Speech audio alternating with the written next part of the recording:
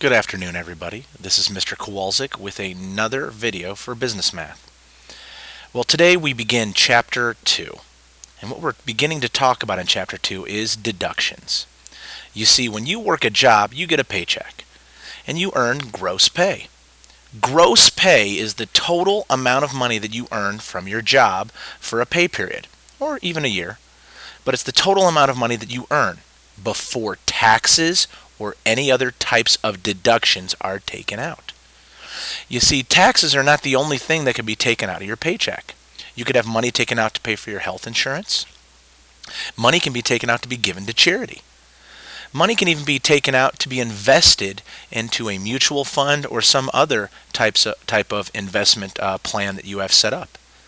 So all types of things can be taken out of your paycheck. Once again, gross pay is the amount of money that you earn before anything is taken out. After you take out the taxes and all that other stuff, then you're left with money that you can spend to pay your bills, like the electric bill or your rent. And that leftover money that you earn, that you actually receive as your paycheck, that's known as your net pay. Well, in Chapter 2, we're trying to calculate what net pay is by figuring out the deductions, the different taxes and other items that we take out of our paychecks. Well, in this very first section, Section 2-1, we are talking about something known as federal income tax. You see, federal income tax can also be abbreviated as FIT.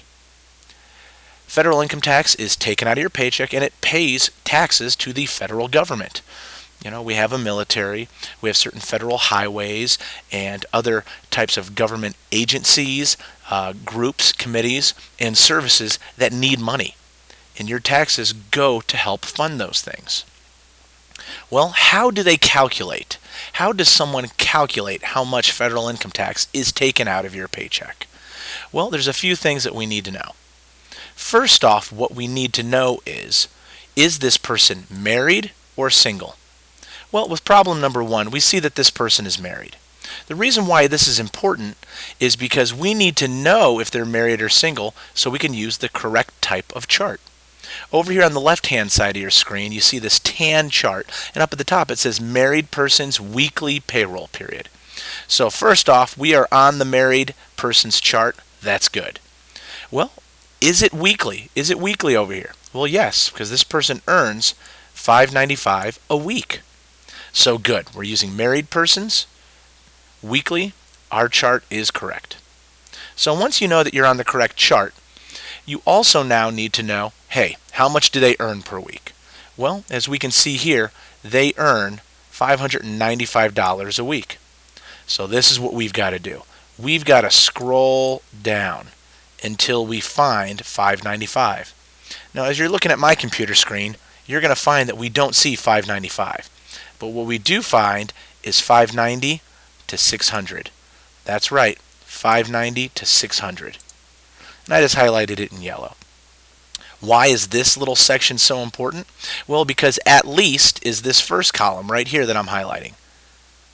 So, does Julie Michelson over here on our right earn at least $590? Yeah, she earns at least $590. But is it less than? But is it less than $600? Yes, it is.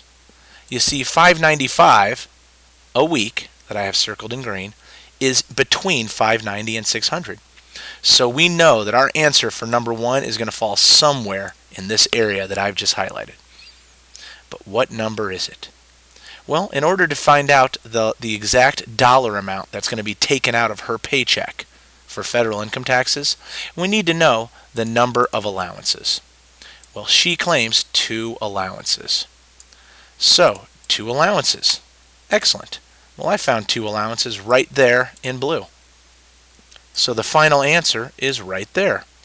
$34. Let's zoom in so you can really see that. 34. So that's our answer.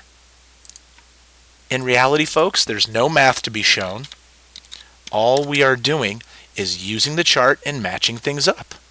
Just using the chart and matching things up. So with that being said, let's really quick Give me a second. I'm going to try and get things situated again. Let's really quick do number 2. And let's look at the important information. Number 1, she's married and she earns it per week. So we've got the correct chart. Again, we're going to use this exact same chart. Now, some of you may be sitting there going, where is this chart? It's in the book. It's in the book. Now, if you don't have the book, I believe on Canvas I have uploaded a copy of these charts for you to use. But once again, you're going to probably have to use the book. It's the only way to be able to get these answers. But if you go to Canvas, I believe I have these charts posted on there so you can use them. Because sometimes people will be single, and you'll have to use the single people chart, not the married. Be aware of that. So anyway, back to number 2 for Lisa. She's married and she gets paid per week. Good. Now the next thing we need to know is, how much does she earn per week? $290. So we go over to our chart and we find 290.34. Well, I don't see 290.34, but I do see a 290 through a 300. So we're going to be somewhere in there. Next, I come back over here and look for how many allowances she has. She has 2 of them. 2 allowances again. Once again, we find 2, and we find where they match up. Sorry about that.